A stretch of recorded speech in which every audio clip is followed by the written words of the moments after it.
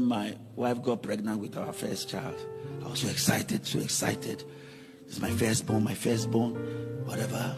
And then 6 months, first, second, third. By the third week, my wife went into labor. Hey, I said, honey, but I thought they say it's 9 months. Yes. So why are you in labor? So to get to the hospital, before I realized she had delivered a baby. When I saw the baby, hey, an anointed man of God, preacher. My baby was like a frog, small like this. My baby was weighing 1.6 kilos. And you know the painful part? Chapa, do you know the painful part?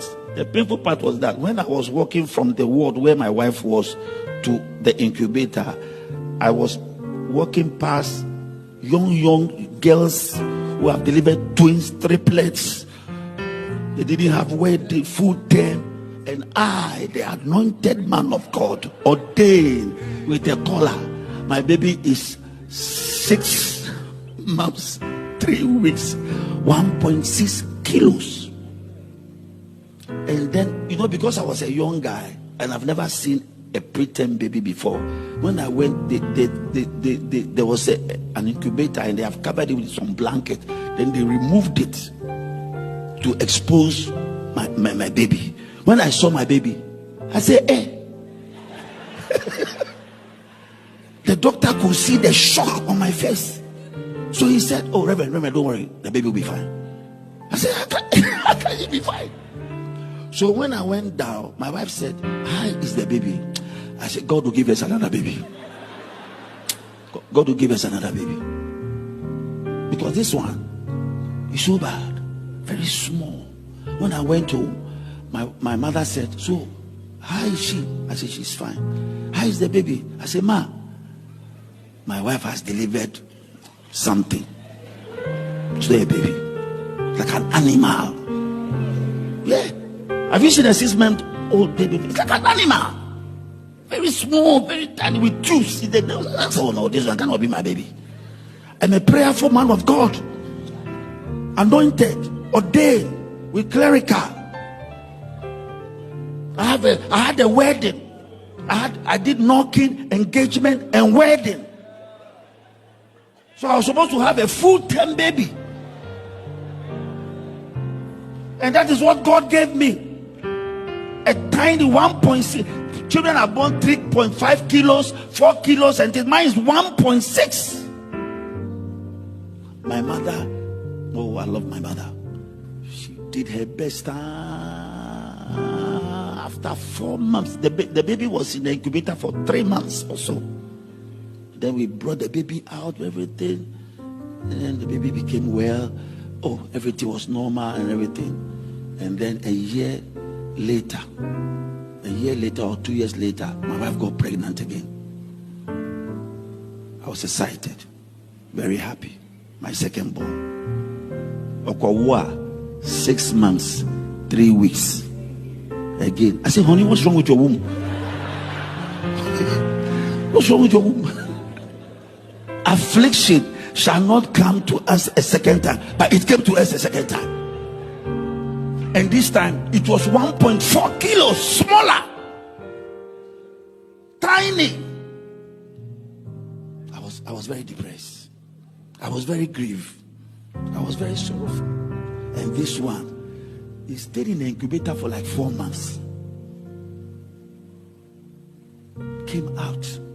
It took my son 3 years to walk. It took him 10 years to read. He was always last at the class.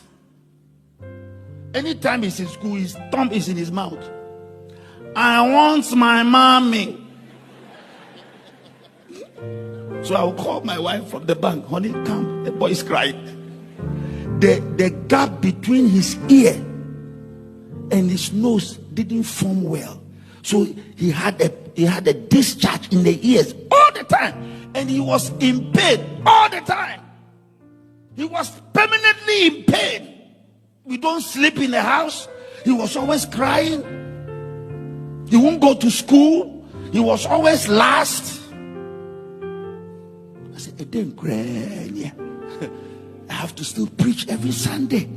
I have to go to church. I have to do missions. I remember when I brought my second born to the house. That same we were at the Obuasi crusade.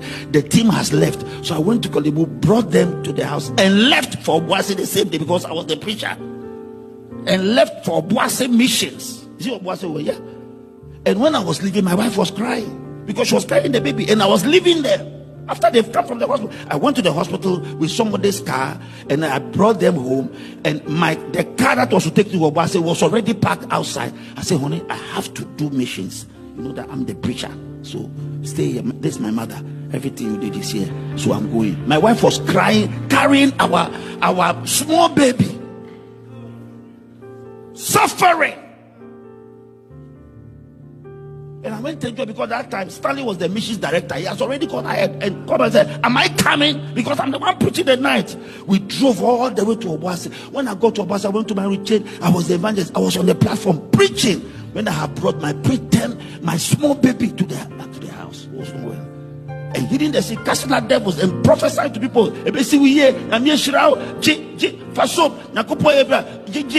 Testimonies. Anguish, sorrow, pain, stress, affliction.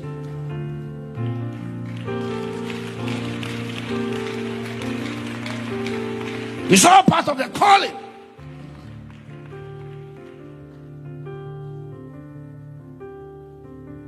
Say amen.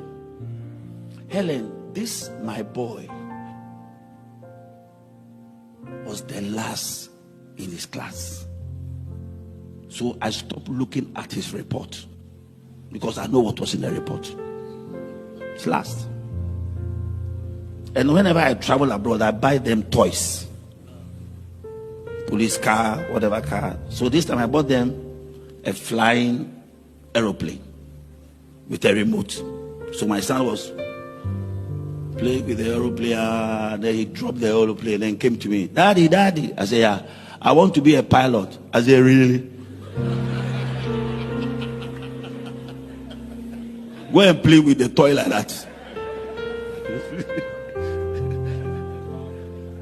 You're far away from being a pilot. Piloting, they want people like this. You. When he has a party and they put a candle, they say, happy birthday to you. Elon, blow your candle. He'll be standing there. Then his friends will blow the candle for him. Because his brain doesn't register information well. So he is slow in processing his information.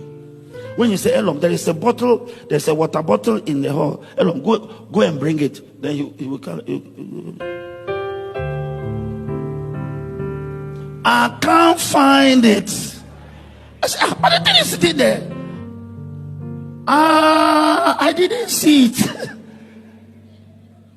When they are doing musical chairs, the music will stop. My son will still be dancing. And all the seats are taken. So when he's looking for the seat, all the seats are taken. They say, you are out. You start crying and sack everybody from the house. He couldn't process information because of the way he was born. So I said to myself, just go through the school and know how to write your name and write English. He went to a high school or whatever, and then they were asking everybody, what do you want to do? This one, I want to be a lawyer. This one, I want to be a doctor. This one, I want to be an engineer. Then they came to my son, what do you want to do? He said, I want to be a pilot. The class laughed at him. Then the teachers, 3 of them, I can remember clearly, they came to my office here to tell me that they want to see me. I said, okay. They said, about your son. I said, yeah, what about my son? Your son, his brain is slow. I said, I know that. Are you coming to remind me that my son is slow? I know my son is slow. He's always last in class. What's your problem? And they say he wants to be a pilot. Yeah, he's daydreaming.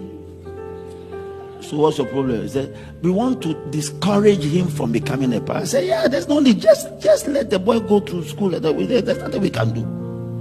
Then when they left, then a voice spoke. I said, yeah, there's no need. Just let the boy go to school. There's nothing we can do.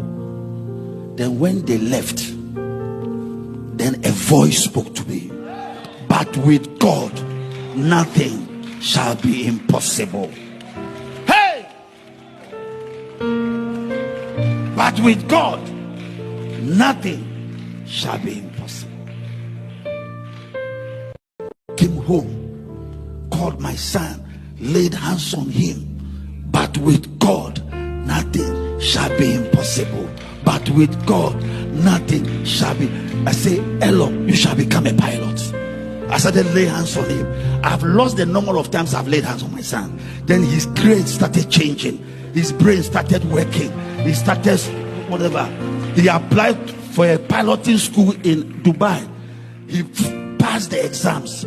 They sent him there for interview. They asked him 350 questions about himself. He scored 90%. They took him in the piloting school. He came back. When they stayed there, there were 182 students. Only 4 came out as pilot. My son was one of the 4. From a premature child.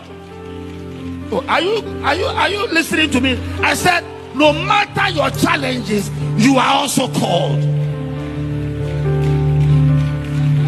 No matter your challenges, you are also called.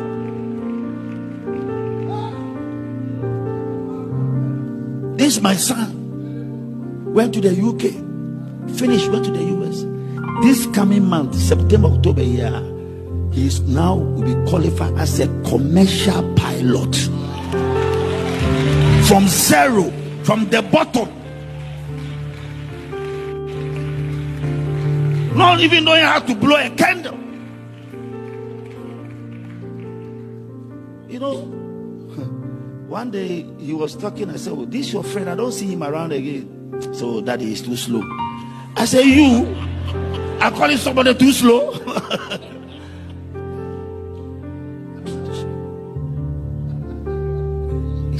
Now his brain is like this.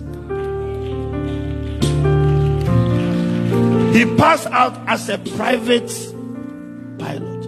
When he passed out as a private pilot, I said, "Well, you didn't send me the video that you have passed out as a private." So that's not what I want to do. I want to be commercial. I don't want to fly a private jet. I want to be commercial. I was surprised. The brain matter. Situations, everything changed. Now my son is a preacher. He's preaching. He's preaching. People gather. He hasn't been to Bible school before. He's a preacher. They are invited to preach, and he's sharing his testimony to other people, to encourage people. Sharing his testimony. Sharing his testimony. Don't allow anybody to look down upon your calling. And beloved, there is suffering in the call. All of us have stories. Stanley has a story. I also have my story. Keto has a story. Keto had a beautiful wife. The wife died. Some of you don't know that Keto had a wife before. You don't know. Keto, he had a wife with 3 children, married here. Had the first child, second child, the third, and the third child was in the wife's womb when the wife became sick and delivered the wife, and then she died. Delivered the child, and then she, the mother, died. Keto was here for about 5 years without a wife. Is it 5 years? Keto was here 5 years without a wife, sitting there, the same place, buried his wife, read his own tribute here, in pain, in tears, reading the wife's tribute. When the wife was laying here, there is suffering, there is adversities, there is pain in fulfilling the call of God. So what are you going through? What challenges are facing you for which you want to stop serving God? We are not only called to believe in him, we are also called to suffer for his sake.